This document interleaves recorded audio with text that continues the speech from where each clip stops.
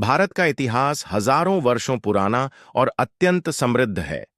यहां हम इसे संक्षेप में रोचक कहानी के रूप में प्रस्तुत कर रहे हैं। 1. सिंधु घाटी सभ्यता, लगभग 3300 ईसा पूर्व।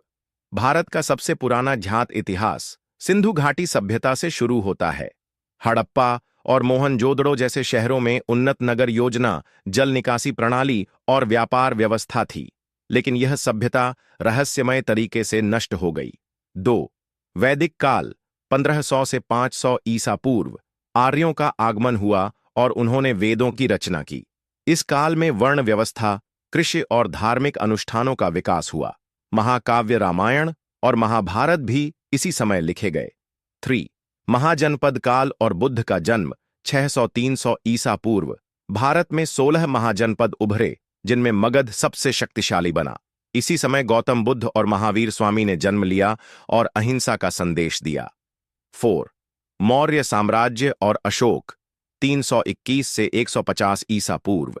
चंद्रगुप्त मौर्य ने विशाल साम्राज्य की नींव रखी। उनके पोते सम्राट अशोक कलिंग युद्ध के बाद बौद्ध धर्म की ओर मुड़ गए और अहिंसा तथा धम्म के प्रचारक बन गए। 5. गुप्त साम्राज्य का स्वर्ण युग, 319 से 550 ईस्वी। गुप्त वंश के शासन में भारत कला, विज्ञान और साहित्य में बहुत आगे बढ़ा। इस समय काल में आर्यभट्ट ने शून्य की खोज की और कालिदास जैसे महान कवियों ने रचनाएं लिखीं। बाबर ने पानीपत की 1523 में मुगल साम्राज्य की नींव रखी। इस दौरान अकबर, जहांगीर, शाहजहां और औरंगजेब जैसे शासक आए। 7. मुगल साम्राज्य, 1503 से 1857। पहली लड़ाई में जीत हासिल की और मुगल साम्राज्य की स्थापना की। अकबर ने धार्मिक सहिष्णुता दिखाई, जबकि